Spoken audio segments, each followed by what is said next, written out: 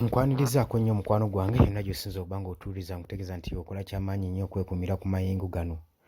Nga bwe nkugambye nti ngenda kuba nga nkomawo nkuwe ensonga zikwatagana ku ba M23 abayeekera bano. Oluvannyuma lwa Democratic Republic of Congo okuvaayo n'egaana ekiteeso ekyabaweereddwa Paul Kagame nga bagamba ensonga zaabwe lwaki tebaagenda kukkiriza kiteeso ekyo olw'ensonga Paul Kagame akolagana y'omu ku bayambako akabinja kano aka M23 okuba nga katigomya abajaasi b'e Congo.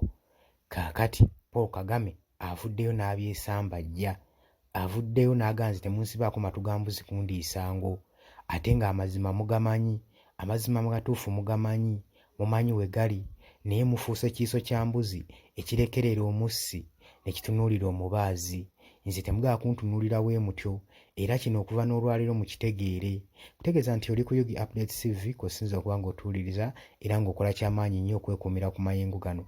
Kutegeeza nti nno ggwe ayagala otweyungako kirya wansi waliwo ekigambo subscribe kikoonemu, ojja kuba osobola bulungi nnyo twegattako ggwe mukwano gwange ali eyampuliriza.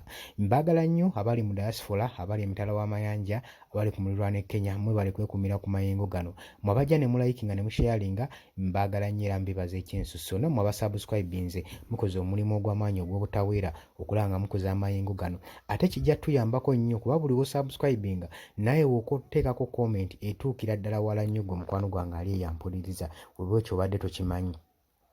Saagala kukulwisaayo nomboze nnyo Pulezidenti Paul Kagame oluvannyuma lw'omuwaayiriza nga ye agamba kyayita okuwaayiriza eggwanga lino erya Democratic Republic of Congo eri abakulu baayo nti tebasobola kukkiriza kiteeso kye yabawadde. Jjukira ku makya bawadde ekiteeso n'abagamba nti nno ye engeri yokka gy'alaba eyinza okuba ng'ereeta emirembe, ereeta okutabagana mu ggwanga eryo erya Democratic Republic of Congo kwe kabinja kano aka M23 akabayeekera ssaako n'eggye lino erya Congo erya Democratic Republic of Congo batuule wamu basse kimu, batabagane, bateesiganye ku ngeri gye bayinza okuleetamu eddembe mu bitundu ebyo ebijjuddemu olutalo, basobole okuba nga bataasa abantu n'obulamu bwabwe, basobole okugyamu entalo. N'abagamba nti no wataba ekyo tewali kigenda kugenda mu maaso, tewali mirembe gigenda kuba nga gireeta, tewali nsonga ndala yonna yonna eyinza kuleeta mirembe, eyinza kuleeta kusolvinga political conflicts eziri mu ggwanga eryo erya Democratic Republic of Congo. Oyo yabadde Paul Kagame nga yagezaako okugamba amagye ag'eggwanga erya Democratic Republic of Congo. Kaakati oluvannyuma Democratic Republic of Congo n'obw'ofiisa baabwe bayanukudde ensonga lwaki tebasobola kutabagana n'akabinja kano aka M23 ate tebasobola na kuliira ku mmeeza emu. Baagamba nti nno tetusobola na kulima kambugu ffenna olw'ensonga zino wammanga. Yese ebigambo bya Paul Kagame Pulezidenti w'e Rwanda bibadde birungi era bizzaamu essuubi era omuntu yenna omulala kiyandikoze. Singa ekitongole ekya UN kibadde tekiina, ekya United Nations kibadde tekiina evidence na facts nti eggwanga ery'e Rwanda nga liyita mu pulezidenti waalyo Paul Kagame likola kyamaanyi nnyo okuyambako okuwa assistance abayeekera bano aba M23 okubafujjirira omusimbi basigale nga bategomya abajaasi b'omu ggwanga erya Democratic Republic of Congo. Era bagee nti nno mu ensonga lwaki abasajja balina amaanyi era bakyatulumba, mu ensonga lwaki bakonkwalinga ebibuga bye bakonkwalinze lwa nsonga muba backinga up, mubawa ebyetaagisa. Jjukira naggambye nti nno eggwanga United Nation yavuddeyo n'ekakasa n'egamba nti nno kyenkana abantu 4,000 amagye abajaasi 4,000 bonna bava okuva mu ggwanga erya Rwanda beeyunga ku kibinja kino ekyabayeekera ekya M23 okulaba nga balumba amagye ga Democratic Republic of Congo nga banwanira ebitundu ebirimu eby'obugagga mu ggwanga eryo erya Congo.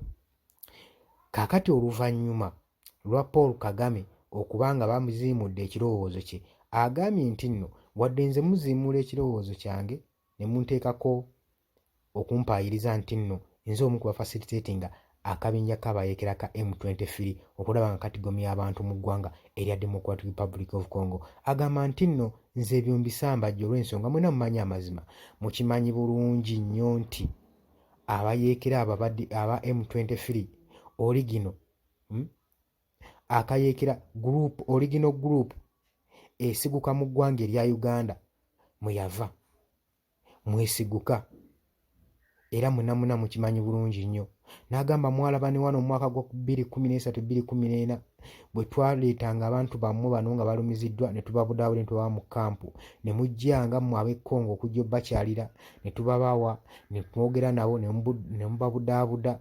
Kale newankubadde nti neyo si y'ensonga enkulu naye ffenna tukimanyi bulungi nti akabinja k'abayeekera ka M23 katandikira guruupu yatandikira mu ggwanga erya Uganda.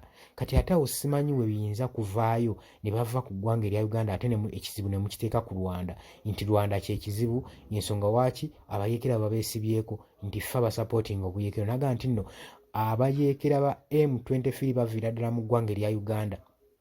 Era Mwami Yoweri Kaguta Museveni ayinza okuddamu ansa ezo.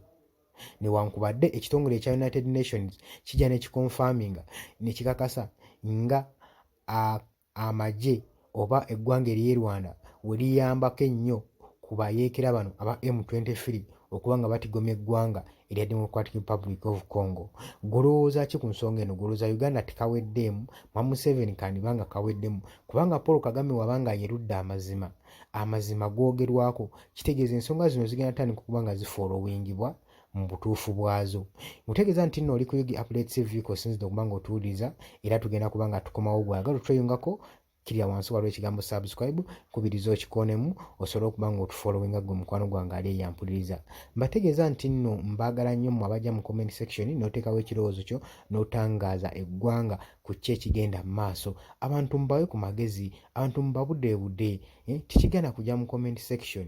Jangu likinge, jangu sharinge. Ate mmwe abajja ne musubscribinga mbakubiriza temwerabirako na mukadde. Kubanga akakadde ke katuyamba otuleeta notification message osobola okuba nga gunaddamu abakola follow up ku mawulire. Waliwo abalaba amawulire n'otamanya gye biggweredde ate nammwe ekyo mbanenyamu.